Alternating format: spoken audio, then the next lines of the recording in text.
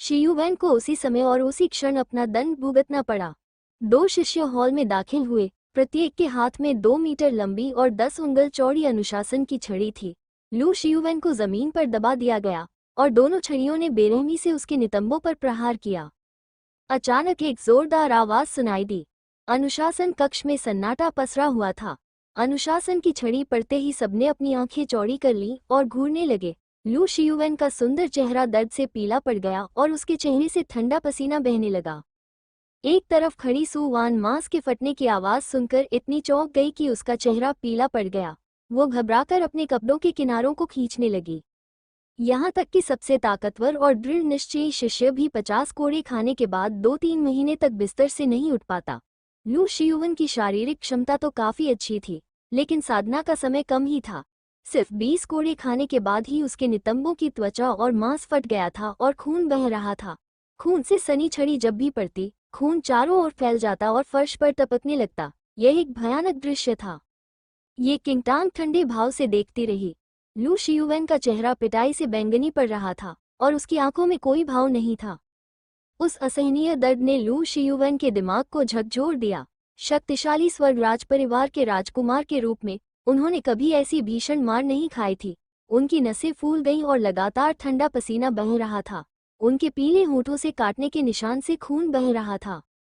गुस्से से ऊपर देखते हुए उसने ये किंगटांग को घूरकर देखा, जो घृणा से हल्की सी मुस्कुरा रही थी। अगर ये किंगटांग अचानक प्रकट न होती तो उसे सार्वजनिक रूप से इस तरह के अपमान का सामना न करना पड़ता। 50 कोड़े पड़ चुके थे और लू शियुवैन का पिछवाड़ा बुरी तरह से घायल हो चुका था। फर्श पर खून फैला हुआ था और खून से लथपथ उसके पैर लगातार कांप रहे थे। बड़े भाई लू, इससे भी आपने सबक सीखा है। भविष्य में आपको अपनी चीजों पर कड़ी नजर रखनी चाहिए और किसी को भी अपनी कमियों का फायदा उठाने का मौका नहीं देना चाहिए। ये किंगटांग ने पीले पड़े लू शियुवन को देखकर मुस्कुराते हुए कहा। दर्द से लू शियुवन के दांत किटकिटाने लगे। ये किंगटांग को घूरते हुए उसने कर्कश आवाज में कहा, मैं इस सबक को जिंदगी भर याद रखूंगा। सबसे मुश्किल समय तो बीत चुका था। वो ये किंगटांग को इतनी आसानी से नहीं छोड़ेगा। अभी दिन बहुत बाकी थे और उसे प्रताड़ित करने का मौका जरूर मिलेगा। वो ये 50 कोड़े व्यर्थ नहीं सहेगा। आज इस घटना का अंत हो चुका था और शांगयुए अग्नि त्रिकोण उसके हाथों में था। ठीक होने के बाद वो उस शांगयुए अग्नि त्रिकोण का उपयोग साधना के लिए करेगा और निश्चित रूप से जुवानलिंग संप्रदाय के बाहरी संप्रदाय में सर्वश्रेष्ठ बनेगा। हालांकि उन्हें कष्ट सहना पड़ा, लेकिन ये सब इसके लायक था। ये किंगटांग ने खुद को सीधा किया और अचानक हॉल के बीच में बैठे वार्डन की ओर मुड़ी। वार्डन जी, सीनियर ब्रदर लू असल में हत्यारा नहीं है, और अब जबकि सीनियर ब्रदर लू को उसकी सजा मिल चुकी है, ये काफी होना चाहिए। हालांकि असली अपराधी वह हत्यारा है जिसने सीनियर ब्रदर यून को घायल किया। ये किंगटांग के ऐसा कहते ही जमीन पर बेसुध पड़े लू शियुवन चौंक गए। उन्हें हल्का सा आभास हुआ कि ये किंगटांग के मन में कोई और चाल जरूर है। बिल्कुल, बाहरी संप्रदाय में इस तरह की विपत्ति को बर्दाश्त नहीं किया जाना चाहिए। वार्डन ने सिर हिलाया। ये किंगटांग की आंखों में हल्की सी हंसी झलक गई। चूंकि इस व्यक्ति ने मिशन के दौरान सीनियर ब्रदर लू की तलवार चुराई और सीनियर ब्रदर यून पर हमला किया, तो यह जरूर उस मिशन में शामिल कोई नया शिष्य होगा। चुराया गया शांगयुए फायर ट्राइपॉड उसी व्यक्ति ने छिपाया होगा। कृपया सभी शिष्यों के कमरों और स्पेस रिंग्स की तलाशी का आदेश दें जिन्होंने इस मिशन में भाग लिया था। मुझे विश्वास है कि वो वस्तु कहाँ छिपी है, ये बहुत जल्दी मिल जाएगी। एक बार मिल जाने पर हत्यारे की पहचान अपने आप सामने आ जाएगी। किंगटांग के शब्द लू शियुवन के दिमाग में बिजली की तरह कौंध गए। लू शियुवन ने अविश्वास से ऊपर देखा और ये किंगटांग को घूरकर देखा। उसकी आंखों में घृणा भरी थी, मानो वो उसे जिंदा ही निगल जाना चाहता हो। शांगयुए फायर ट्राइपॉड उसके कमरे में छिपा हुआ था। अगर ये किंगटांग ने वार्डन से अभी तलाशी लेने का अनुरोध किया होता तो क्या वह पब फ्यूचर एड्स लू शियुवन को पल भर में ठंडे पसीने आने लगे और उसे पहले जो सौभाग्य का एहसास हो रहा था वो हवा में गायब हो गया। एक बार जब शांगयुए अग्नि त्रिकोणीय यंत्र उसके कमरे में छिपा हुआ पाया गया तो मामला सिर्फ 50 कोड़े मारने जितना आसान नहीं रह गया। हो सकता है कि वह अपने शेष जीवन में शुवानलिंग संप्रदाय में प्रवेश भी न कर पाए। उसी क्षण लू शियुवन को आखिरकार समझ आ गया कि ये किंगटांग ने पहले जो शब्द कहे थे उनका मकसद क्या था। वो ऊपरी तौर पर उसका नाम साफ कर रही थी, लेकिन असल में वो उसे उसी के तरीके से सबक सिखा रही थी धीरे धीरे उसे इस मिशन में शामिल शिष्यों तक ही हत्यारे का दायरा सीमित करने के लिए प्रेरित कर रही थी। वो अब शांग यूए फायर ट्राइपॉड को अपने पास नहीं रख पाएगा और उसने ये 50 कोड़े व्यर्थ ही सहे। लू शियुवन ने कभी किसी से इतनी नफरत नहीं की थी। उस पल उसकी दिली इच्छा हुई कि वो ये किंगटांग के टुकड़े टुकड़े कर दे। मैं तुरंत जांच के लिए लोगों को भेजूंगा। फिलहाल यह मामला यही समाप्त होता है। अगर हत्यारा पकड़ा गया तो उसे निश्चित रूप से कड़ी सजा दी जाएगी, वार्डन ने आदेश दिया। नाटक देखने और कोड़े मारने की 50 भीषण मार से स्तब्ध होकर शिष्यों ने आगे बोलने की हिम्मत नहीं की और जल्दी से तितर बितर हो गए। लू शियुवन को कुछ शिष्यों ने उठाकर ले गए और जाने से पहले उन्होंने ये किंगटांग को इस तरह घृणा से देखा मानो उनकी आंखें जहर से भरी हों। ये किंगटांग को लू शियुवन से कोई मतलब नहीं था और वो तुरंत युनशू के पास जाकर उसका समर्थन करने लगी। छोटी बहन युनशू ने ये किंगटांग की कलाई कसकर पकड़ ली। उसकी आंखों में घबराहट साफ झलक रही थी। वो भली भांति जानता था कि अगर ये किंगटांग समय पर न आती तो न केवल वो लू शियुवन को उसके अपराध के लिए दंडित नहीं कर पाता, बल्कि उस पर एक साथी शिष्य को बदनाम करने का आरोप भी लग जाता। ये किंगटांग मुस्कुराई। चूंकि वहां अन्य लोग भी मौजूद थे, इसलिए उसने कुछ नहीं कहा और केवल युनशू की मदद की। अनुशासन कक्ष से बाहर निकलते ही युनशू अपनी कृतज्ञता को और छिपा नहीं सका। छोटी बहन आज मेरे लिए खड़े होने के लिए धन्यवाद। अगर तुम न होती तो मुझे डर है कि। ये किंगटांग ने सिर हिलाया। वरिष्ठ भाई युन, हमारे बीच औपचारिकता की कोई आवश्यकता नहीं है। लू शियुवन ने जो किया, मैं उससे पूरी तरह मुक्त हूँ, लेकिन ये दुख की बात है कि वार्डन के पास उसे दोषी ठहराने के लिए कोई ठोस सबूत नहीं है और मैं केवल अपनी बुद्धि का उपयोग करके आपकी घृणा को अस्थायी रूप से शांत कर सकती हूँ। युनशू ने कड़वी हंसी हंसते हुए कहा, मुझे बिल्कुल भी उम्मीद नहीं थी कि लू शियुवन इतना क्रूर और इतने बड़े इरादों वाला होगा। उसकी असलियत न देख पाने की गलती मेरी ही है। लेकिन तुमने अभी जो तलवार निकाली वो कहाँ से उठाई? मैंने लू शियुवन को इसे इस्तेमाल करते कभी नहीं देखा। ये किंगटांग ने अपने आसपास का जायजा लिया और यह सुनिश्चित करने के बाद कि वहां कोई बाहरी व्यक्ति मौजूद नहीं है, उसने धीरे से कहा, मैंने वो तलवार उठाई तक नहीं। मैं अनुशासन कक्ष में जाने से पहले उसे चुराने के लिए लू शियुवन के कमरे में गई थी। युनशू स्तब्ध रह गई। चोरी? ये किंगटांग ने सिर हिलाया। लू शियुवन को तुम पर हमला करने की हिम्मत करने के लिए जरूर बहुत आत्मविश्वास रहा होगा। मुझे पता है कि अनुशासन कक्ष में तुम उसे हरा नहीं सकते, इसलिए मैं पहले उसके कमरे में गई। तुम्हारे खून से सने कपड़ों का इस्तेमाल करके मैंने उसके कमरे का खून भी फैला दिया। युनशू पूरी तरह से अचंभित रह गया। उसने कभी सोचा भी नहीं था कि ये किंगटांग इतनी साहसी और सुनियोजित तरीके से लू शियुवन को फंसाने का जाल बिछाएगी। वरिष्ठ भाई युन, चिंता मत कीजिए, मैं लू शियुवन को इतनी आसानी से नहीं छोड़ूंगी। मैं उससे चुराया हुआ शांग यूए अग्नि त्रिकोणीय यंत्र स्वयं वापस करवाऊंगी, ये किंगटांग ने अपनी ठंडी निगाहों से कहा। इस बिंदु पर युनशू को आखिरकार ये किंगटांग की योजना की जटिलता का एहसास हुआ। अंततः वार्डन को तलाशी का आदेश देने के लिए प्रेरित करने से निश्चित रूप से शांग यूए फायर ट्राइपॉड को अपने पास रखने की लू शियुवन की आखिरी उम्मीद भी खत्म हो जाएगी। युनशू ये किंगटांग का बहुत आभारी था। अगर उसे शांग यूए फायर ट्राइपॉड वापस मिल जाता तो शायद उसका भविष्य बच सकता था। पब फ्यूचर एड्स युनशू को वापस छोड़ने के बाद ये किंगटांग अपने कमरे में लौट गई। उस समय सू वान भी कमरे में मौजूद थी। ये किंगटांग को देखते ही उसकी नजरें अपने आप हट गईं। ये किंगटांग ने कुछ नहीं कहा, लेकिन सू वान को ऐसा लगा जैसे वो कांटे पर बैठी हो। थोड़ी देर बाद ही वो तुरंत कमरे से बाहर निकल गई। सू वान को हड़बड़ी में जाते देख ये किंगटांग मन ही मन चिढ़ गई। वो कमरे में दाखिल हुई और चांदी के भेड़िए के फर को छूते हुए अपने दिल में द्वेष छिपाए बैठी रही। चाहे लू शियुवन हो या धोखेबाज सू वान, वो किसी को भी बख्शने वाली नहीं थी। छोटी बहन तुम वापस आ गई। ये किंगटांग को देखकर लिन लोंग अपनी मुस्कान नहीं रोक पाई। ये किंगटांग ने कहा, आप कैसा महसूस कर रही हैं, सीनियर सिस्टर लिन? मैं काफी हद तक ठीक हो गई हूँ, लिन लोंग ने हंसते हुए पूछा। अभी क्या हुआ? मैंने देखा कि छोटी बहन सू जब लौटी तो उसका चेहरा कुछ ठीक नहीं था, और तुम्हारे लौटने पर तो वो और भी पीली पड़ गई। क्या तुम दोनों के बीच कोई झगड़ा हुआ है? लिन लोंग की सू वान के बारे में कोई अच्छी राय नहीं थी। ये किंगटांग ने उपहास उड़ाते हुए कहा, संघर्ष? ऐसा लगता है जैसे वो कुछ छिपा रही है। सू वान हमेशा युनशू से लिपटी रहती थी और ये किंगटांग से उसी तरह सावधान रहती थी जैसे कोई चोर से सावधान रहता है। लेकिन जब युनशू को कुछ हो जाता तो सुवान उसकी जगह लू शियुवन के आलिंगन में कूद पड़ती।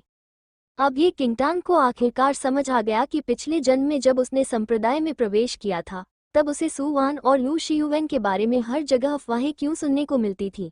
ऐसा लगता था युनशू की दुर्घटना के बाद ही इन दोनों का रिश्ता बना होगा। युनशू की चोटों को याद करके ये किंगटांग का दिल और भी ठंडा पड़ गया। इस जीवन में उसके रहते हुए वो देखना चाहती थी कि यह व्यभिचारी जोड़ा उसके बड़े भाई युन को और कितना नुकसान पहुंचा सकता है। अनुशासन कक्ष के वार्डन ने मिशन में भाग लेने वाले शिष्यों की विस्तृत तलाशी ली।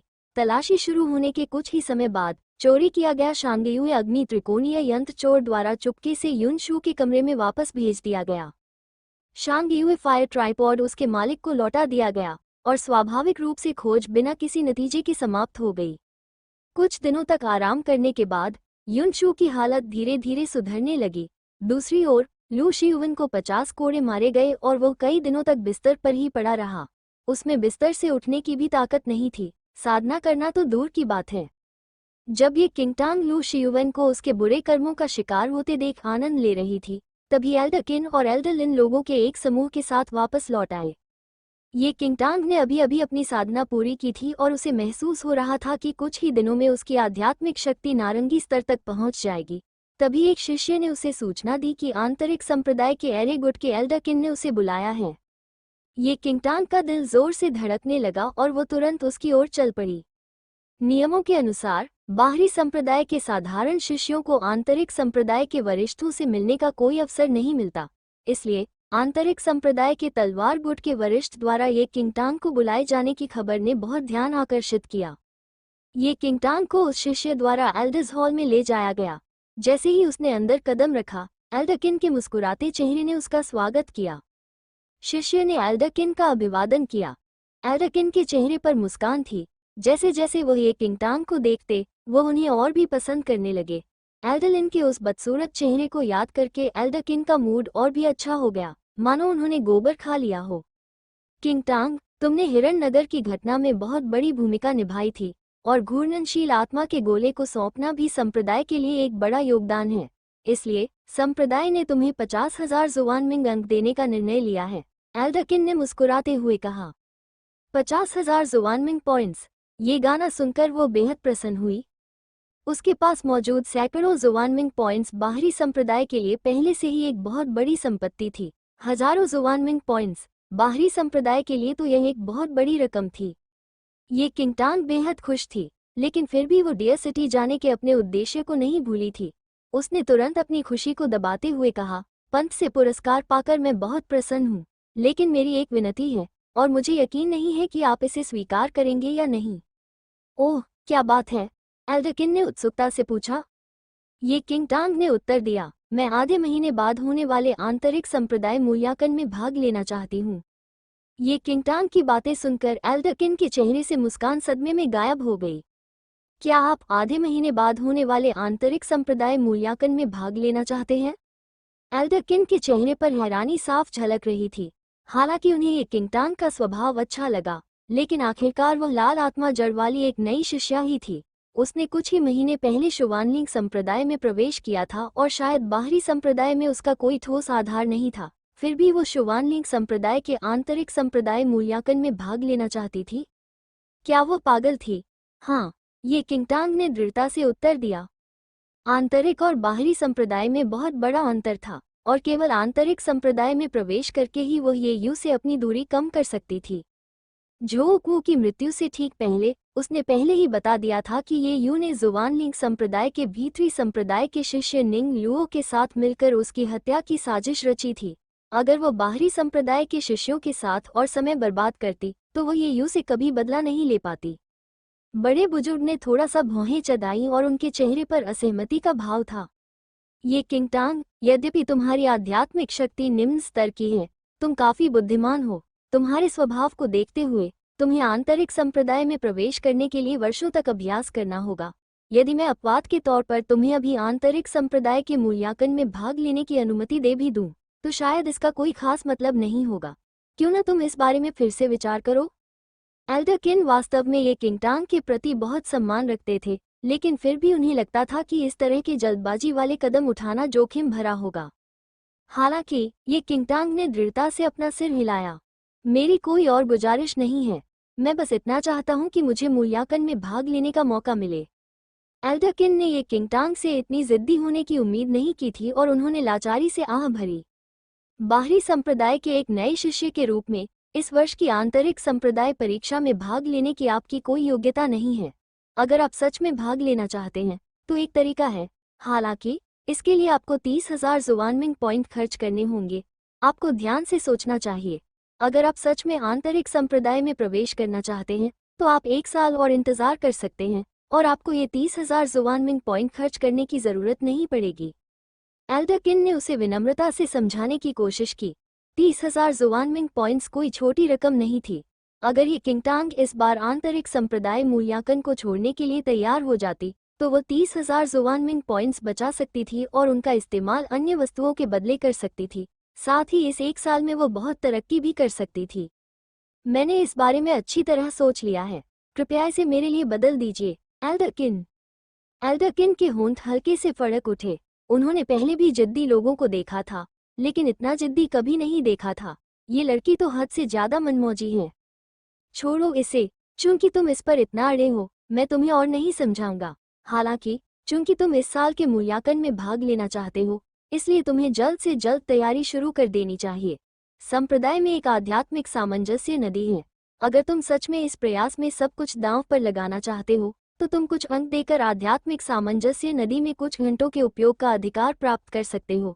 यह आध्यात्मिक ऊर्जा से भरपूर है जो तुम्हारी साधना को गति प्रदान करेगी और तुम्हारे लिए उपयुक्त होगी। किंगटांग ने अपने पिछले जन्म में इस नाम के बारे में सुना था। यह मूलतः आध्यात्मिक ऊर्जा का एक ऐसा क्षेत्र था जिसका उपयोग केवल उच्च संप्रदाय के शिष्य ही कर सकते थे। वहां साधना करने का प्रभाव सामान्य स्थानों पर साधना करने से बिल्कुल अतुलनीय था।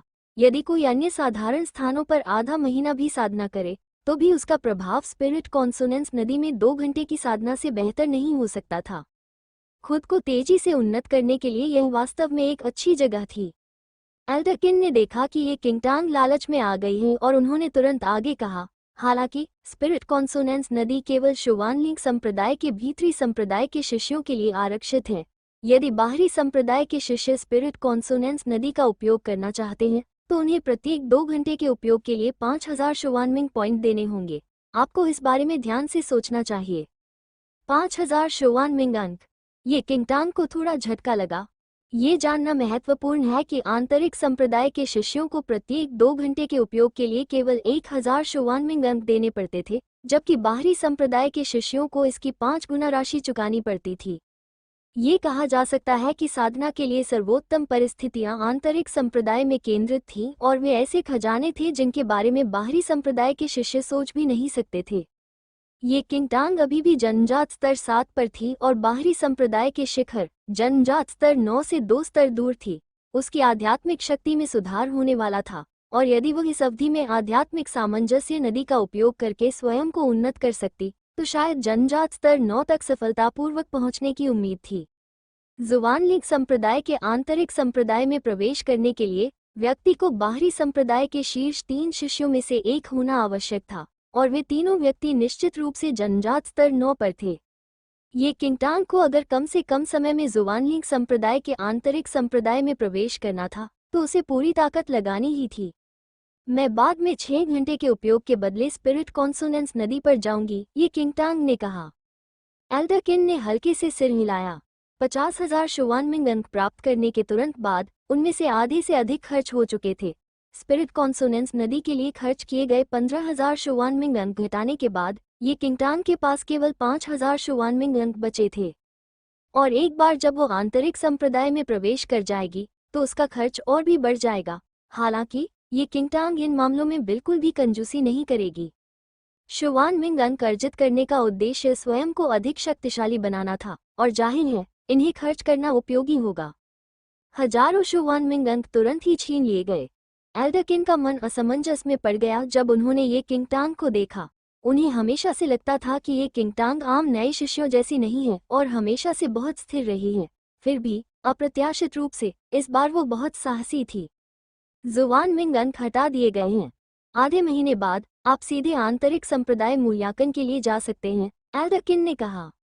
ये किंगटांग ने सिर हिलाया।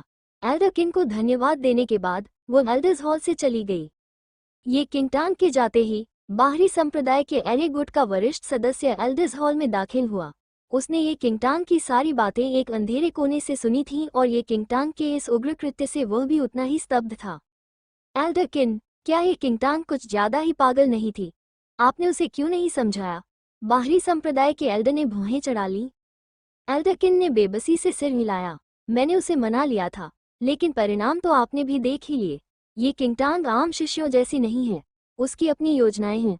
हालांकि यह पागलपन जैसा लगता है, फिर भी उम्मीद बनाए रखना लाजमी है। एल्डर किन ने उम्मीद भरी निगाहों से ये किंगटांग की दूर जाती हुई पीठ को देखा। अगर ये किंगटांग इस साल आंतरिक संप्रदाय की परीक्षा पास कर लेती है तो कई लोग आश्चर्यचकित रह जाएंगे, बाह्य संप्रदाय के एक वरिष्ठ ने टिप्पणी की। एल्डर किन ने सिर हिलाया। अगर उसमें सचमुच ऐसी क्षमता है तो मुझे उस पर विशेष ध्यान देना होगा। दोनों बुजुर्गों ने एक दूसरे को देखकर मुस्कुराया, लेकिन दोनों को लगा कि ऐसी संभावना लगभग शून्य है। एल्डर्स हॉल छोड़ने के बाद ये किंगटांग के पास भविष्य के लिए एक योजना थी। 40,000 से अधिक शुवानमिंग अंक खर्च हो जाने के बावजूद उसके मन में कोई पीड़ा नहीं हुई। उसने आधे महीने बाद होने वाले आंतरिक संप्रदाय मूल्यांकन के लिए एक योजना बनाई। अभी भी 5,000 से अधिक शुवानमिंग अंक बचे थे और शायद शुवानमिंग मंडप में अपनी पसंद के कुछ हथियार चुनने के लिए यह उसके लिए पर्याप्त था। ये किंगटांग को उस तलवार की याद आ गई जो युवा पवनचंद्र संप्रदाय की शिष्या ने गिरा दी थी। हालांकि उसने उसका इस्तेमाल कुछ ही समय के लिए किया था, लेकिन उसका स्पर्श उसे सचमुच विस्मित कर गया था। अगर उसे भी वैसी ही तलवार मिल जाए तो आगामी आंतरिक संप्रदाय परीक्षा में उत्तीर्ण होने की उसकी संभावना बढ़ जाएगी। अपना मन बना लेने के बाद ये किंगटांग सीधे शुवानमिंग पवेलियन की ओर चल पड़ी। शुवानमिंग मंडप में अनगिनत दुर्लभ और मूल्यवान वस्तुएं थीं। इस मंडप में मनचाही कोई भी चीज मिल सकती थी, और यदि किसी के पास भुगतान करने के लिए पर्याप्त शुवानमिंग अंक हो तो वो अपनी पसंद की वस्तुएं प्राप्त कर सकता था। अपने पिछले जीवन में ये किंगटांग कभी भी शुवानमिंग पवेलियन नहीं गई थी।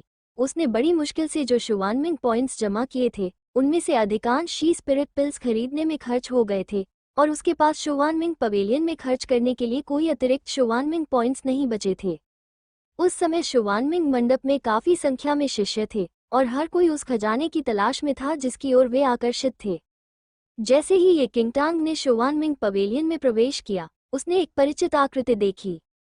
छोटी बहन ये दाई चांगमिंग एक सुंदर युवक के साथ मंडप में था और ये किंगटांग का अभिवादन करने के लिए आगे बढ़ा। तभी अचानक उसने उसे अंदर आते देखा।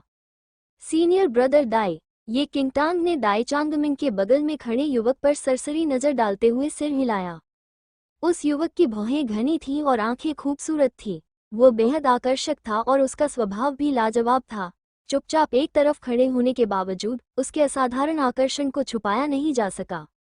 जी जियान युआन, ये किंगटांग ने अपनी भौहें थोड़ी ऊपर उठाईं। दाई चांगमिंग के बगल में खड़े व्यक्ति का नाम जी शियान युआन था। जब ये किंगटांग ने अपने पिछले जन्म में शुवानलिंग संप्रदाय में प्रवेश किया था, तब जी शियान युआन पहले से ही एक उच्च स्तरीय शिष्य थे। इसके अलावा उनके पास असाधारण प्रतिभा थी और वरिष्ठों द्वारा उन्हें बहुत सम्मान दिया जाता था। क्या आप भी खजाने के बदले कुछ लेने आए हैं? क्या सहयोग है? मैं भी आज सीनियर ब्रदर जी के साथ एक स्पिरिट एनिमल लेने आया हूँ, दाई चांगमिंग ने मुस्कुराते हुए कहा। हिरण्यनगर की पिछली घटना के कारण दाई चांगमिंग ये किंगटांग के प्रति कृतज्ञता का भाव रखता था। जी शियान्युआन ने एक तरफ से बिना किसी भावना के ये किंगटांग को देखा। शुवानमिंग मंडप 9 भागों में बंटा हुआ था और प्रत्येक भाग में विनिमय योग्य वस्तुएं भिन्न भिन्न थीं। कुछ भागों में आध्यात्मिक गोलियां और चमत्कारी जड़ी बूटियां थीं, जबकि अन्य में दुर्लभ खजाने और आध्यात्मिक पशु थे। दिव्य हथियार तो यहाँ प्रचुर मात्रा में थे ही, साथ ही कुछ रहस्यमयी तकनीकों के ग्रंथ भी यहाँ मिल सकते थे। हालांकि समस्या ये थी कि इसके लिए आवश्यक शुवानमिंग अंक बहुत अधिक थे और बाहरी संप्रदायों के बहुत कम शिष्य ही इन खजानों का विनिमय करने में सक्षम थे। इस दृश्य ने मंडप में मौजूद अन्य शिष्यों की जिज्ञासा को स्वाभाविक रूप से बढ़ा दिया। दाई चांगमिंग रैंकिंग में 10वें सबसे श्रेष्ठ शिष्य थे, जबकि जी शियान्युआन, जिन्हें सभी जानते थे, बाह्य संप्रदाय में प्रथम स्थान पर थे और रैंकिंग में शीर्ष पर थे। कहा जा सकता है कि बाह्य संप्रदाय में इन दोनों का काफी प्रभाव था और वे अन्य शिष्यों से बहुत कम ही बातचीत करते थे। लेकिन अप्रत्याशित रूप से आज उनमें से एक ने दरअसल इस युवा शिष्य से बातचीत शुरू की। ये तो वाकई एक संयोग है, ये किंगटांग मुस्कुराई। जब वे बात कर रहे थे तभी शुवानमिंग पवेलियन का वार्डन 2 मजदूरों द्वारा धकेले जा रहे एक विशाल धातु के पिंजरे को लेकर वहां आया। जैसे ही सबने उस धातु के पिंजरे को देखा, सब चौंक गए।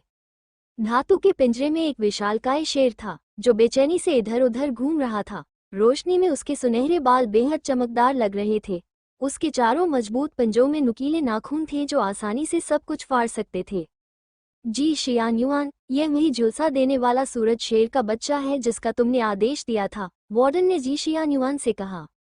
सभी शिष्य अचंभित रह गए। झुलसा देने वाला शेर अपनी क्रूरता और असाधारण युद्ध क्षमता के लिए प्रसिद्ध था। धातु के पिंजरे में बंद झुलसा देने वाला शेर लगभग 2 मीटर ऊंचा और 3 मीटर लंबा था, जो देखने में भव्य लग रहा था। हालांकि यह अभी एक शावक ही था। वयस्क झुलसा देने वाले शेर का शरीर एक छोटी पहाड़ी जितना विशाल होता है और उसका काटने का बल इतना शक्तिशाली होता है कि वो स्टील की मोटी शिला को भी तोड़ सकता है। साधारण शिष्यों को झुलसा देने वाले सूर्य के शेर की एक झलक भी मुश्किल से मिल पाती थी। उसे आध्यात्मिक रूप से पालतू जानवर के रूप में पाना तो दूर की बात थी, लेकिन अप्रत्याशित रूप से जी जियान्युआन ने वास्तव में शुवानमिंग पवेलियन में एक वस्तु का आदान प्रदान किया था। ये झुलसा देने वाला शेर का बच्चा सचमुच बहुत ही राजसी है। अगर मुझे एक मिल जाए तो मेरे भविष्य के मिशन बहुत आसान हो जाएंगे। क्या तुम इसे खरीदना चाहते हो? क्या तुम्हें पता है कि उस झुलसा देने वाले सूरज वाले शेर के बच्चे को पाने के लिए कितने जुवानमिंग पॉइंट्स की जरूरत होती है? कीमत 10,000 से शुरू होती है। बस यह विचार छोड़ दो। 10,000 से शुरू होता है। शिष्य इस चौंकाने वाली संख्या को सुनकर दंग रह गए। उनके जैसे बाहरी संप्रदाय के शिष्यों के लिए मिशनों से प्राप्त जुवानमिंग अंक उनकी सामान्य जरूरतों के लिए पहले से ही अपर्याप्त थे। वे हजारों जुवानमिंग अंक कैसे बचा सकते थे? सीनियर ब्रदर जी के पास वास्तव में इतने सारे शुवानमिंग पॉइंट्स हैं। मैं 3 साल से इस संप्रदाय में हूँ और मेरे सभी शुवानमिंग पॉइंट्स को मिलाकर भी इतना नहीं होता।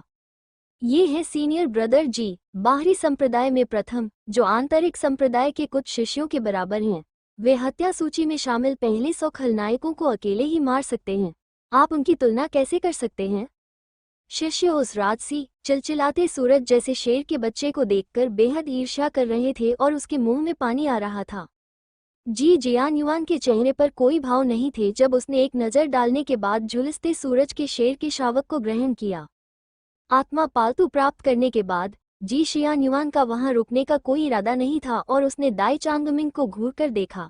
दाई चांगमिंग ने तुरंत ये किंगटांग से कहा, छोटी बहन, हम पहले वापस चलते हैं।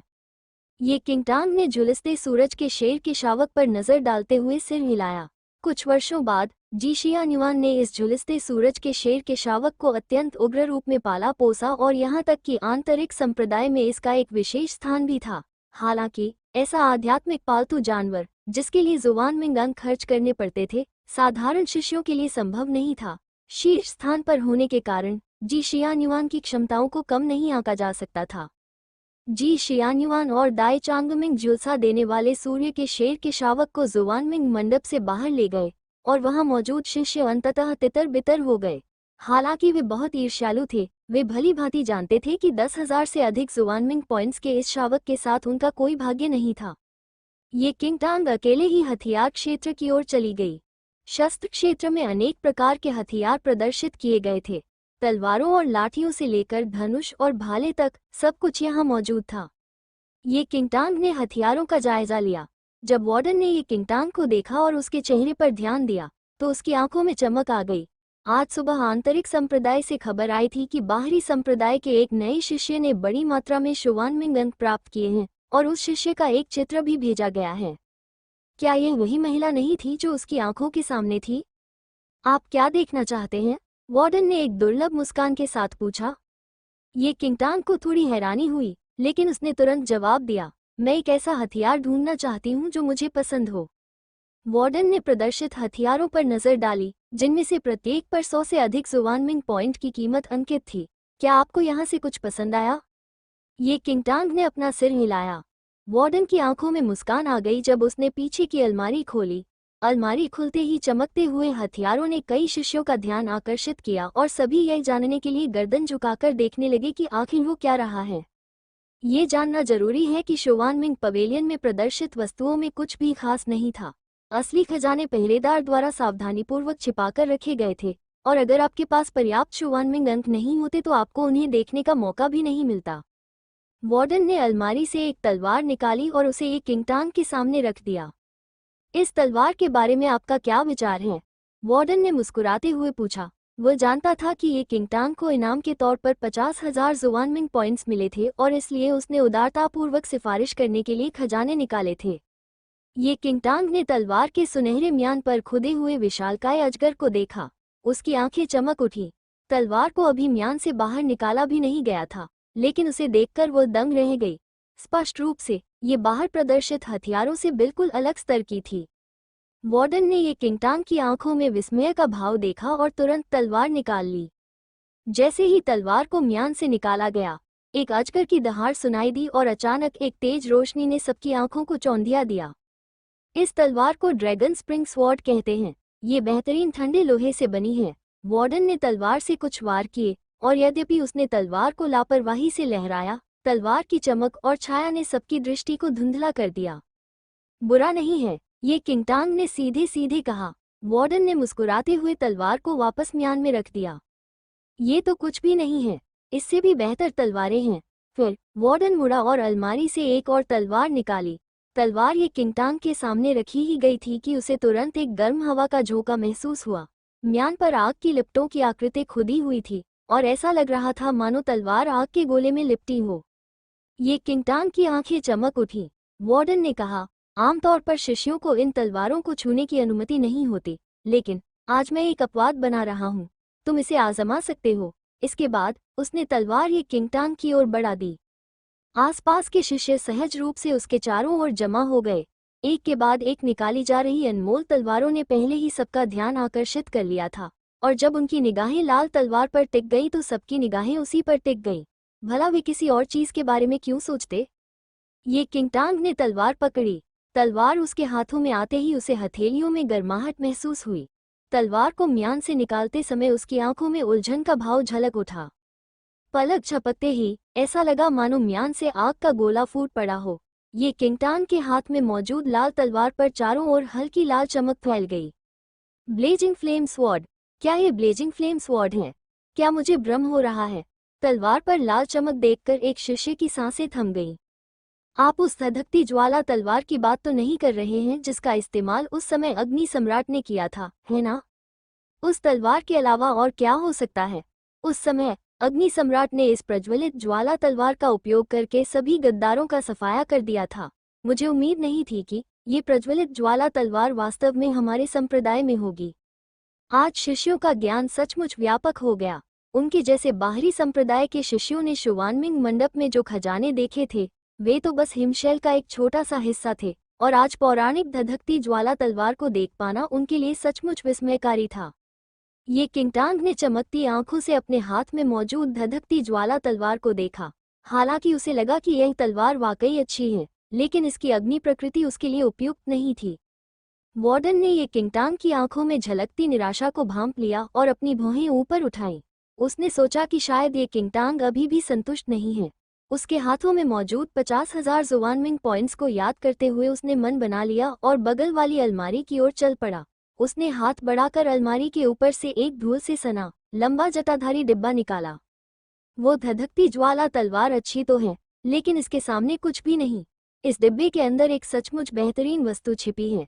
ये कहते हुए उन्होंने लंबे समय से कसकर बंद पड़े जरीदार डिब्बे पर हल्के से दस्तक दी और ये किंगटांग को अर्थपूर्ण ढंग से देखा। इसके बावजूद कई शिष्य आकर्षित होकर उसकी ओर चले गए। उनके लिए तो धधकती ज्वाला की तलवार पहले से ही बेहद कीमती थी। फिर भी वार्डन ने कहा कि बक्से में रखी वस्तु धधकती ज्वाला की तलवार से 100 गुना अधिक कीमती थी।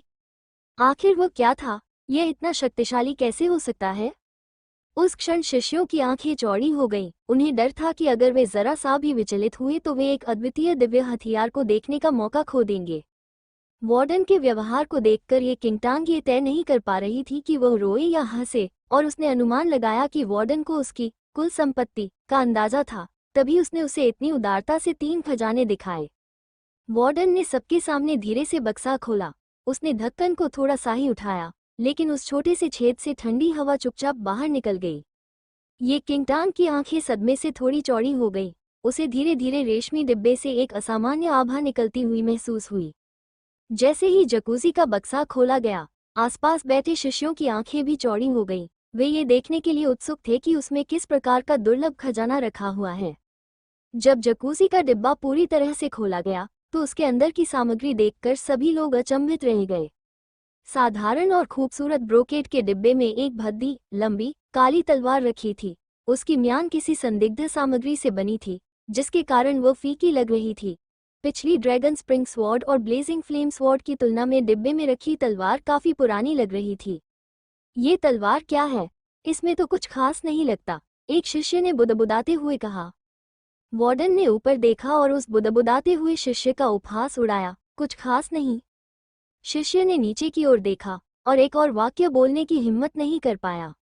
वार्डन ने एक बार फिर काली तलवार की ओर देखा और धीरे से उसे जरीदार डिब्बे से बाहर निकाला।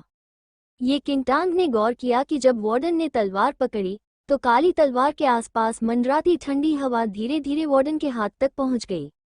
वार्डन ने काली तलवार को देखा और फिर ये किंगटांग की ओर देखा। क्या तुमने अजेय हत्यारा चीजू के बारे में सुना है? ये किंगटांग स्तब्ध थी। चीजू, अजेय हत्यारा? वार्डन मुस्कुराया। 100 साल पहले चीजू का जन्म हुआ था और उसे हत्यारा नाम दिया गया था क्योंकि वह जहां भी जाता था खून खराबा मचा देता था। उसने कई शक्तिशाली हस्तियों का वध किया और उनकी खोपड़ियां उसके रथ पर लटका दी। 1 सदी तक चारों ओर मौत का साया छाया रहा। उसकी तलवार को राक्षसी रक्त तलवार कहा जाता है और यह पृथ्वी पर पाए जाने वाले दुर्लभ राक्षसी हथियारों में से एक है। जब वार्डन धीरे धीरे बोल रहा था तो उसके हाथ पर लगी ठंडी हवा के कारण उसके हाथ का रंग फीका पड़ गया। उसने झट से काली तलवार को वापस जरीदार डिब्बे में रख दिया और लापरवाही से बोलने वाले उस शिष्य की ओर देखा। क्या तुमने सच में कहा कि अजेय हत्यारे की राक्षसी रक्त तलवार में कुछ भी खास नहीं है? चीजू, अगर 100 साल पहले की बात होती तो तुम इस राक्षसी रक्त तलवार से मारे गए होते। उस शिष्य की रीढ़ की हड्डी में सिहरन दौड़ गई। उसने कभी सोचा भी नहीं था कि वो पुरानी और साधारण सी दिखने वाली काली तलवार असल में पौराणिक राक्षसी रक्त तलवार होगी। 100 साल बाद भी अजेय हत्यारे चीजू का नाम दुनिया भर में गूंजता रहा। उसके जघन्य, रक्तरंजित अपराधों का ख्याल आते ही रोंगटे खड़े हो जाते थे। उस शिष्य की तरह बाहरी संप्रदाय के कई शिष्य, कम से कम 9000, राक्षसी रक्त तलवार के नीचे मारे गए। अजेय हत्यारा चीजू की तुलना में पिछली धधकती ज्वाला तलवार का मालिक तो कुछ भी नहीं था। ये किंगटांग रेशमी बक्से में रखी राक्षसी रक्त तलवार को घूर रही थी। हालांकि उसने स्वयं उसे छुआ नहीं था, फिर भी वो तलवार से निकलती भयंकर राक्षसी ऊर्जा को महसूस कर सकती थी, जिससे आसपास का तापमान गिर गया था। ये राक्षसी रक्त तलवार बहुत कीमती है और इसकी कीमत अतुलनीय है। शुवानमिंग पवेलियन में इसकी कीमत कम से कम 1 लाख शुवानमिंग पॉइंट होगी, वार्डन ने कहा। 1 लाख? इतनी भारी कीमत सुनकर शिष्यों के मुंह खुले रह गए।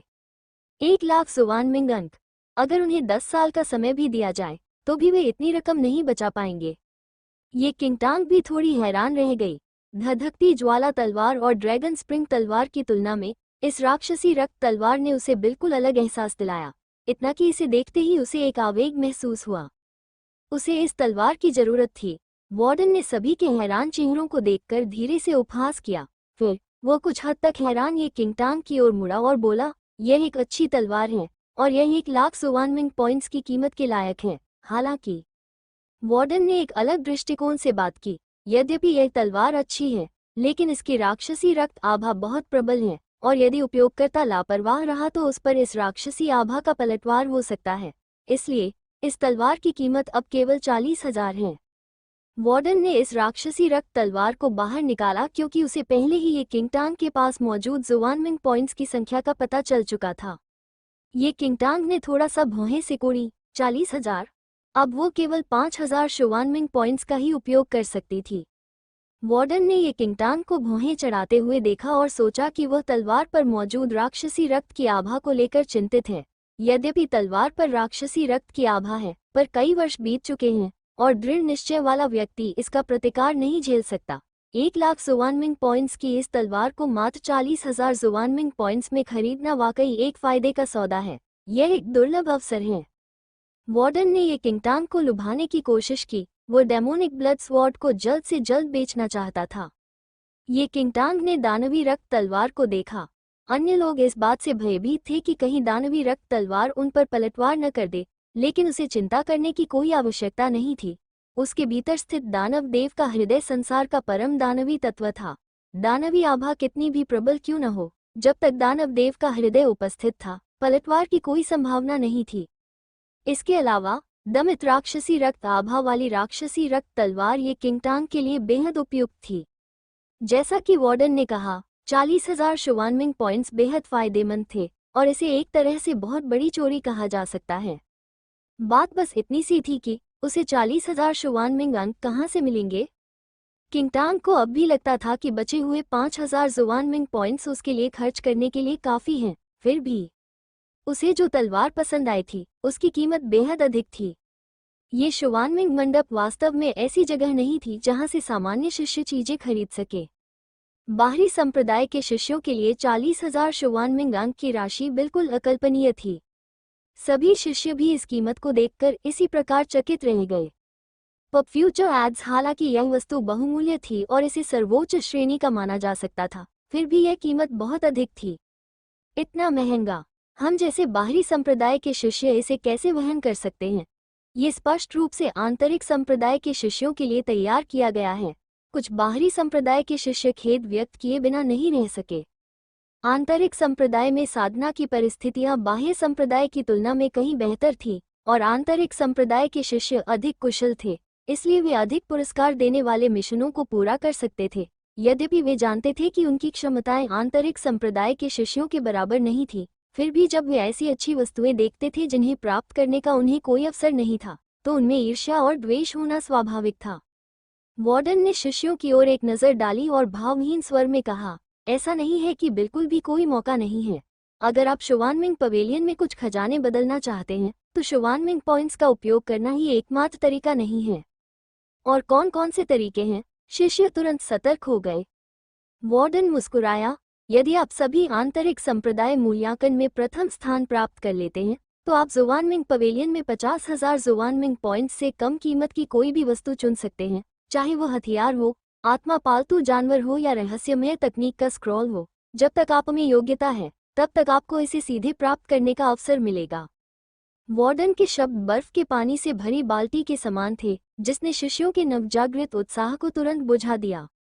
आंतरिक संप्रदाय प्रवेश परीक्षा में प्रथम स्थान, रहने भी दो, वे रैंकिंग में भी जगह नहीं बना पाए। आंतरिक संप्रदाय मूल्यांकन में प्रथम स्थान प्राप्त करना तो दूर की बात है, रैंकिंग में फिलहाल पहले स्थान पर काबिज जी जियान युआन के कौशल के बारे में सोचते ही सभी ने यह विचार छोड़ दिया। वरिष्ठ भाई जी इस समय जनजात स्तर 9 के शिखर पर हैं और मार्शल ची अवस्था से बस एक कदम दूर हैं। उनमें और आंतरिक संप्रदाय के शिष्यों में लगभग कोई अंतर नहीं है। उन्हें कौन हरा सकता है?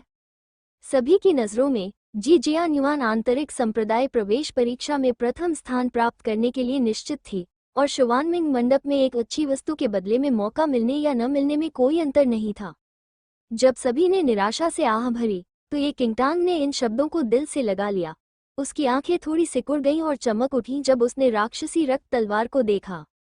आंतरिक संप्रदाय में प्रवेश करने के लिए उसे आंतरिक संप्रदाय मूल्यांकन में शीर्ष 3 में होना था और यदि वह बिना किसी जुवानमिंग अंक खर्च किए इस राक्षसी रक्त तलवार को प्राप्त करना चाहती थी तो एकमात्र तरीका प्रथम स्थान प्राप्त करना था।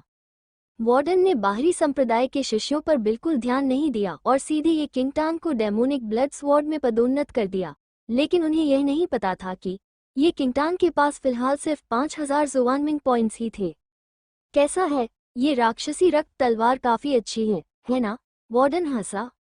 ये किंगटांग ने हल्के से सिर हिलाया। जैसे ही वार्डन को लगा कि ये किंगटांग डेमोनिक ब्लड स्वॉर्ड के बदले में अपना सामान दे देगी, ये किंगटांग अचानक मुड़ी और चली गई। वार्डन थोड़ा अचंभित रह गया। क्या हो रहा था? उसे ये जगह बहुत पसंद आई थी, फिर भी वो यूं ही क्यों चली गई? वार्डन बेहद असमंजस में था, लेकिन ये किंगटांग का मजबूत बनने का निर्णय और भी दृढ़ होता जा रहा था। आंतरिक संप्रदाय में प्रवेश करने या उस राक्षसी रक्त तलवार को प्राप्त करने की परवाह किए बिना ये किंगटांग उन्हें हासिल करने के लिए दृढ़ संकल्पित थी। यहाँ समय बर्बाद करने के बजाय स्पिरिट कॉन्सोनेंस नदी के उपयोग के अधिकार प्राप्त करना बेहतर था, क्योंकि केवल यही उसकी क्षमताओं को वास्तव में बढ़ा सकता था। 9वें स्तर की प्रबल इच्छाशक्ति की चरम सीमा। ये किंगटांग ने जुवानमिंग पवेलियन से बाहर निकलते हुए माथे पर शिकन डाली। वो अभी केवल 7वें स्तर पर थी, और अगर अगले 6 महीनों में वह 9वें स्तर तक नहीं पहुंची तो जीतने का कोई मौका ही नहीं बचेगा। स्पिरिट कॉन्सोनेंस नदी शुवान लीग संप्रदाय में आध्यात्मिक ऊर्जा से भरपूर स्थान था, और यह वह मुख्य क्षेत्र था जहां आंतरिक संप्रदाय के शिष्य शुवानमिंग पॉइंट्स खर्च करते थे। अपने पिछले जन्म में ये किंगटांग एक बार स्पिरिट कॉन्सोनेंस नदी पर जा चुकी थी। हालांकि यह केवल 2 घंटे की संक्षिप्त साधना थी, लेकिन इसके परिणाम अत्यंत आश्चर्यजनक थे। उस समय जब उसके पास स्पिरिट रूट नहीं था, तब भी यह इतना अद्भुत था, और अब स्पिरिट रूट के साथ ये कहना गलत नहीं होगा कि इसके प्रभाव और भी अधिक होंगे। तथापि हालांकि स्पिरिट कॉन्सोनेंस नदी अच्छी थी, लेकिन आंतरिक संप्रदाय के शिष्यों को 2 घंटे के उपयोग के लिए 1000 शुवानमिंग पॉइंट का भुगतान करना पड़ता था, और ऐसे बहुत कम लोग थे जो इसका उपयोग करने का खर्च उठा सकते थे। ये किंगटांग एक लंबे गलियारे से गुजरते हुए पीछे स्थित स्पिरिट कॉन्सोनेंस नदी के प्रवेश द्वार पर पहुंची। चूंकि उस समय भी शिक्षण संरक्षक शिक्षा दे रहे थे, इसलिए स्पिरिट कॉन्सोनेंस रिवर में शिष्यों की संख्या कम थी, और केवल मुट्ठी भर आंतरिक संप्रदाय के शिष्य ही स्पिरिट कॉन्सोनेंस रिवर से बाहर निकले। स्पिरिट कॉन्सोनेंस नदी के बाहर तैनात वार्डन ने किसी को आते देखा और सहज ही ऊपर की ओर देखा। हालांकि उसके चेहरे पर तुरंत आश्चर्य के भाव आ गए, क्योंकि उसे अपने सामने उस युवती को देखकर थोड़ा अजीब लगा। शिष्य ये किंगटांग स्पिरिट कॉन्सोनेंस नदी के उपयोग के अधिकार के बदले में यहाँ आए हैं। ये किंगटांग आगे बढ़ी और अपनी पहचान बताई। ये किंगटांग, वार्डन ने थोड़ा भौहें चढ़ाई, क्योंकि यह नाम उनके लिए अपरिचित था। उन्होंने ये किंगटांग को ध्यान से देखा और पूछा, क्या आप किसी बाहरी संप्रदाय के शिष्य हैं? इस प्रश्न ने अन्य आंतरिक संप्रदाय के शिष्यों का ध्यान आकर्षित किया, जो आश्चर्य से ये किंगटांग की ओर देखने लगे। बाहरी संप्रदाय का शिष्य? क्या यह एक मजाक है? क्या अब बाहरी संप्रदाय के शिष्य भी स्पिरिट कॉन्सोनेंस नदी के उपयोग के अधिकारों के बदले में सौदेबाजी करने की हिम्मत करते हैं? आंतरिक संप्रदाय का एक शिष्य ये किंगटांग को ध्यान से देखने लगा। वार्डन का माथा और भी ज्यादा तन गया। वो कई वर्षों से स्पिरिट कॉन्सोनेंस नदी का प्रबंधन कर रहा था, और उपयोग के अधिकार के बदले आने वाले बाहरी संप्रदाय के शिष्यों की संख्या उंगलियों पर गिनी जा सकती थी। हालांकि स्पिरिट कॉन्सोनेंस नदी पूरे संप्रदाय के लिए खुली थी, फिर भी यह लड़की। वार्डन ने अपनी ठुड्डी थोड़ी ऊपर उठाई और ये किंगटांग से अधीरता से कहा, क्या आप सच में आश्वस्त हैं? स्पिरिट कॉन्सोनेंस नदी के उपयोग का अधिकार 1000 जुवानमिंग पॉइंट है। यदि आप बाहरी संप्रदाय के शिष्य हैं, तो आपको इसकी 5 गुना राशि यानी कुल 5000 जुवानमिंग पॉइंट चुकाने होंगे।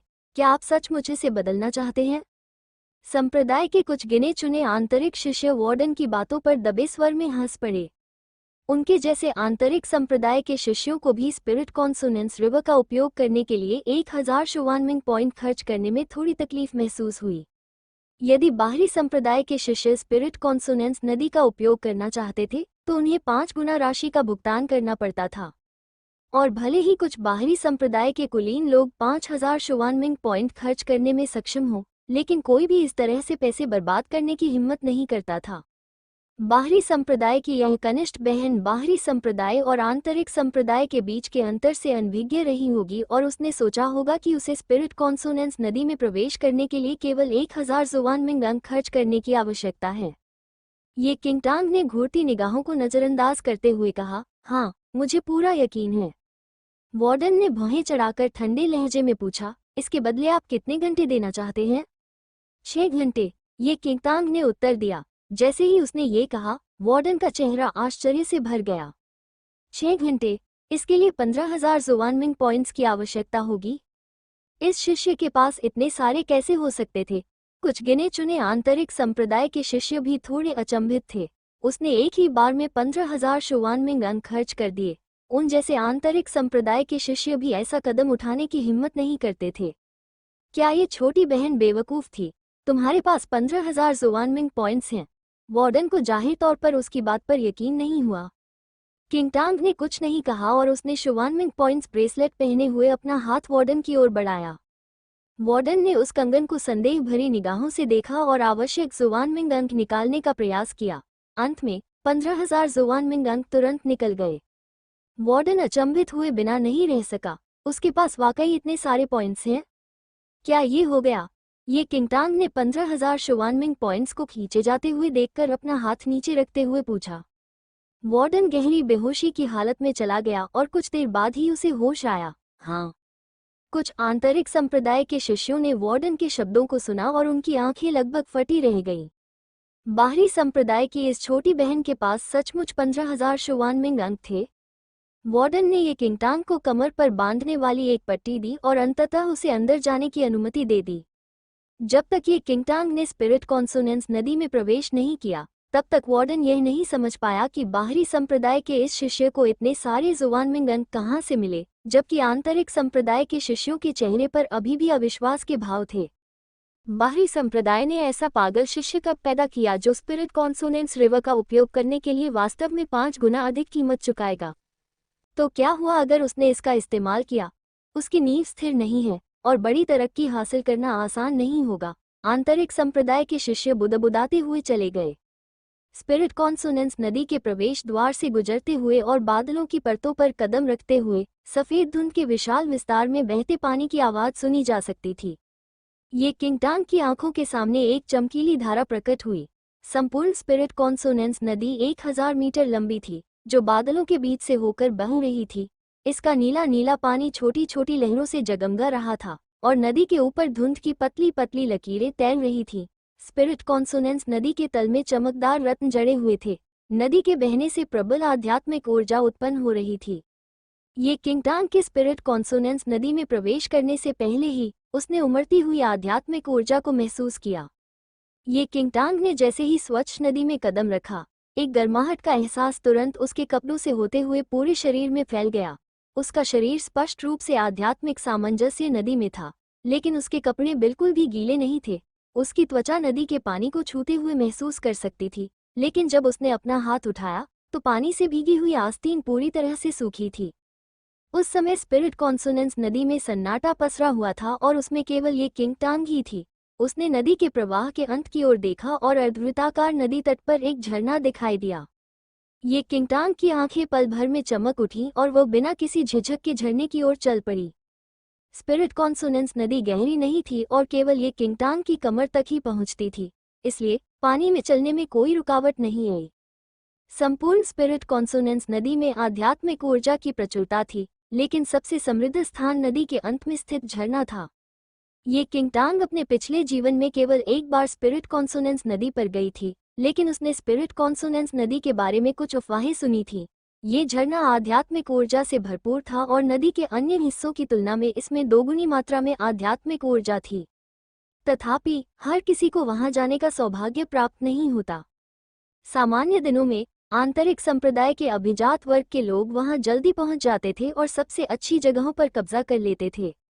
ये किंगटांग को लगा कि आज वो काफी भाग्यशाली है। यहाँ कोई भी नहीं था और स्वाभाविक रूप से उसे औपचारिकता निभाने की कोई जरूरत नहीं थी। ये किंगटांग झरने के पास पहुंची तो उसे अपने शरीर में लगातार उमड़ती हुई आध्यात्मिक ऊर्जा का तीव्र प्रवाह महसूस होने लगा। पल भर में ही उसके पेट में स्थित आध्यात्मिक जड़ तीव्र गर्मी से जलने लगी और आध्यात्मिक ऊर्जा से भर उठी। क्या स्पिरिट रूट का स्तर बढ़ने वाला था? उसे बेहद खुशी हुई।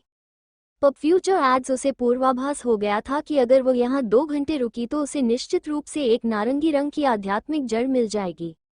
भले ही वो केवल एक नारंगी रंग की आध्यात्मिक जड़ थी, लेकिन वर्तमान ये किंगटांग के लिए वो अत्यंत मूल्यवान थी। जब तक उसकी आध्यात्मिक जड़ एक स्तर ऊपर बढ़ने में सफल हो जाती, तब तक उसके भविष्य के लिए आशा बनी रहती। ये सोचते ही ये किंगटांग ने तुरंत अपने मन को शांत किया और अपनी ऊर्जा को इस तरह निर्देशित किया कि आध्यात्मिक ऊर्जा का निरंतर प्रवाह उसके पूरे शरीर में उसके उपयोग के लिए प्रसारित होता रहे। जैसे ही ये किंगटांग ने अपना मन शांत किया और साधना शुरू की, कुछ आंतरिक संप्रदाय के शिष्य एक एक करके स्पिरिट कॉन्सोनेंस नदी में प्रवेश कर गए। वरिष्ठ भाई हूँ, मैंने सुना है कि आपने कुछ दिन पहले हत्या सूची में शीर्ष 100 खलनायकों में से एक को मार गिराया था। आपने निश्चित रूप से काफी संख्या में जुवानमिंग अंक अर्जित किए होंगे, है ना? ज्यादा कुछ नहीं, इससे सिर्फ स्पिरिट कॉन्सोनेंस रिवर के एक बार इस्तेमाल का अधिकार ही मिल पाएगा। तुमने पिछले महीने सिर्फ एक लेवल 7 के राक्षसी जानवर का सिर काटा था। अगर मैं तुम्हारी जगह होता तो बेहतर होता कि तुम उन राक्षसी जानवरों को न छूते। समय और ऊर्जा की बर्बादी है और इससे ज्यादा जुवानमिंग पॉइंट्स भी नहीं मिलते। एक गुप्त मिशन के दौरान संयोगवश मेरी उससे मुलाकात हो गई, इसलिए मैंने सुविधा के अनुसार उसे मार डाला। कुछ समय तक आंतरिक संप्रदाय के शिष्यों ने आपस में बातचीत करने के बाद मन को शांत किया और साधना शुरू कर दी। स्पिरिट कॉन्सोनेंस नदी के उपयोग के अधिकार काफी महंगे थे और वे समय बर्बाद नहीं करना चाहते थे। आंतरिक संप्रदाय के शिष्य के लिए 7वें स्तर का राक्षसी जीवमात्र एक ऐसा प्राणी था जिसे आसानी से मारा जा सकता था, जबकि गुयानकियू और अन्य, जिन्हें बाहरी संप्रदाय में श्रेष्ठ माना जाता था, को 6वें स्तर की विशाल छिपकली पर हमला करने के लिए 10 लोगों की टीम की आवश्यकता थी। स्पष्ट रूप से आंतरिक संप्रदाय और बाहरी संप्रदाय के बीच का अंतर अकल्पनीय था। ये किंगटांग ने शांत मन से साधना की, उनकी बातों को क्षणिक हवा के झोंके की तरह माना। उस समय 3 आंतरिक संप्रदाय के शिष्य एक साथ आत्मा सामंजस्य नदी में प्रवेश कर गए और इन तीनों को देखकर अन्य आंतरिक संप्रदाय के शिष्यों के चेहरे बदल गए। सभी ने सहज रूप से आत्मा सामंजस्य नदी के अंत में उन तीनों की ओर देखा और एक छोटी सी आकृति को देखकर उनके भाव और भी विचित्र हो गए। वरिष्ठ भाई सोंग, मुझे अभी भी तलवारबाजी की वो तकनीक पूरी तरह समझ नहीं आई है जो बड़े ने कल सिखाई थी। क्या आप मुझे बाद में थोड़ा मार्गदर्शन दे सकते हैं? तीनों शिष्यों में से एक ने बीच में चल रहे युवक की ओर देखा। तलवारबाजी की वो तकनीक कठिन नहीं है, बस तुम्हारी तलवार की गुणवत्ता बहुत घटिया है। जब तुम शुवानमिंग पवेलियन में हजारों की तलवार से इसे बदलोगे तब देखेंगे, बीच में खड़े युवक ने घमंडी भाव से कहा। उस शिष्य ने सिर हिलाया। उसने सीधे आगे देखा और झरने के पास ये किंगटांग को देखकर चौंक गया। सोंग, बड़े भाई, किसी ने आपका साधना स्थल चुरा लिया है, उस शिष्य ने जल्दी से कहा। सोंग जुनकियू ने थोड़ा भौहें सिकुड़ी और सामने देखा। सचमुच झरने के पास एक बेहद विदेशी दिखने वाली लड़की साधना कर रही थी। उसका चेहरा तुरंत नाखुश हो गया। ये कहाँ से आ गई? इसे सीनियर ब्रदर सोंग का ये नियम कैसे नहीं पता कि सप्ताह के हर तीसरे दिन दोपहर के भोजन से पहले 2 घंटे वहां साधना करनी होती है? इसकी हिम्मत कैसे हुई उस जगह को हथियाने की? एक अन्य शिष्य ने असंतोष व्यक्त करते हुए कहा। सोंग जुनकियू ने कुछ नहीं कहा और सीधे झरने की ओर चल पड़ा। ये किंगटांग को लगा कि उसकी आत्मा की जड़ में पर्याप्त आध्यात्मिक ऊर्जा है और वह बहुत जल्द नारंगी आत्मा की जड़ में प्रवेश करने वाली है, लेकिन अचानक उसे एक तीखी आवाज सुनाई दी। ये नियम न मानने वाली लड़की कहाँ से आ गई? ये जगह मेरे बड़े भाई सोंग के लिए आरक्षित है, जल्दी से रास्ता बनाओ। किंगटांग ने अपनी भौहें सिकोड़ी। ये स्पष्ट रूप से उसकी आध्यात्मिक शक्ति के लिए सफलता प्राप्त करने का महत्वपूर्ण क्षण था, लेकिन उसे इस तरह के श्राप सुनने ही थे। उसने तुरंत अपनी आंखें खोली और उस व्यक्ति की ओर देखा। स्पिरिट कॉन्सोनेंस रिवर में साधना कर रहे अन्य आंतरिक संप्रदाय के शिष्यों ने तुरंत इस ओर देखा। तुम्हारा नाम क्या है? तुम नियमों का पालन क्यों नहीं कर रहे हो? एक शिष्य ने फटकार लगाई। नियम? ये किंगटांग ने अपनी आंखें सिकोड़कर उन 3 बिन बुलाए लोगों के चेहरों पर एक नजर डाली। जब उसने सोंग जुनकियू का चेहरा देखा तो वह मन ही मन उपहास करने से खुद को रोक नहीं पाई। उसने सोचा कि कौन हो सकता है, लेकिन ये सोंग जुनकियू ही था। अपने पिछले जन्म में जब उसने आंतरिक संप्रदाय में प्रवेश किया था, तब उसने सोंग जुनकियू का नाम पहले सुना था। सोंग जुनकियू आंतरिक संप्रदाय के संरक्षक का पुत्र था और इसलिए आंतरिक संप्रदाय में उसका एक निश्चित प्रभाव था। हालांकि उसकी प्राकृतिक प्रतिभा बुरी नहीं थी, फिर भी वह दबंग था। उसने सुना था कि सोंग जुनकियू एक निर्धारित समय पर स्पिरिट कॉन्सोनेंस नदी की ओर जाता था और आध्यात्मिक ऊर्जा से भरपूर झरने पर कब्जा कर लेता था। फिर भी उसे आज उससे मुलाकात होने की उम्मीद नहीं थी। सोंग जुनकियू के बगल में खड़े दोनों शिष्यों ने भौहें चढ़ाकर ये किंगटांग को गौर से देखा। जब उन्होंने देखा कि उसके कपड़ों पर किसी संप्रदाय की कड़ाई नहीं है, तो वे चौंक गए। एक शिष्य ने कहा, मैं सोच रहा था कि किस तरह का व्यक्ति नियमों को नहीं जानता और यह उम्मीद नहीं करता कि यह वास्तव में एक बाहरी संप्रदाय का कचरा होगा। सोंग जुनकियू ने ये किंगटांग पर भी एक नज़र डाली और यह पुष्टि करने के बाद कि ये किंगटांग केवल एक बाहरी संप्रदाय की शिष्या थी, उसका चेहरा और भी बदसूरत हो गया।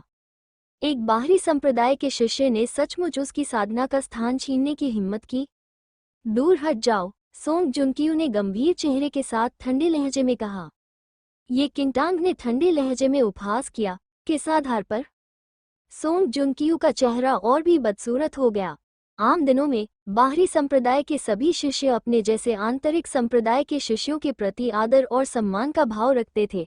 फिर भी अप्रत्याशित रूप से इस व्यक्ति को यह नहीं पता था कि उसके लिए क्या अच्छा है।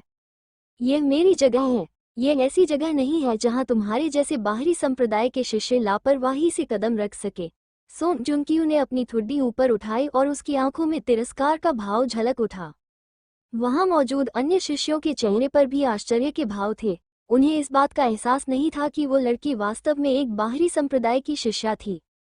ये ज्ञात होना चाहिए कि स्पिरिट कॉन्सोनेंस नदी में बाहरी संप्रदाय के शिष्य लगभग न के बराबर थे और उन्होंने पहले ही इस स्थान को आंतरिक संप्रदाय के लिए एक अनन्य अधिकार के रूप में ले लिया था। लेकिन अप्रत्याशित रूप से एक बाहरी संप्रदाय की शिष्या वास्तव में यहाँ मौजूद थी और उसने दुर्भाग्यवश सोंग जुंकियू के क्षेत्र पर भी कब्जा कर लिया। सोंग जुंकियू के भीतरी संप्रदाय में कुछ संपर्क थे और भीतरी संप्रदाय के शिष्य भी उससे टकराव से बचने की कोशिश करते थे। हालांकि बाहरी संप्रदाय के इस शिष्य को सोंग जुंकियू की क्षमताओं का अंदाजा नहीं था और उसने उससे बहस करने की हिम्मत की। क्या वो मौत को बुलावा दे रही थी? तुम्हारी जगह? ये किंगटांग हंस पड़ी और साफ झरने की ओर देखा। फिर उसने ऊपर देखा और अकड़ दिखाते हुए सोंग जुंकियू की ओर सिर झुकाया। क्या यहाँ तुम्हारा नाम लिखा है या तुम्हारी कोई तस्वीर उकेरी गई है? ये जगह तुम्हारी क्यों है? तुम्हारी हिम्मत कैसे हुई? तुम बाहरी संप्रदाय के शिष्य हो, फिर भी तुम सीनियर ब्रदर सोंग से इस तरह बात करने की हिम्मत कैसे करते हो? एक शिष्य ने हैरानी से कहा।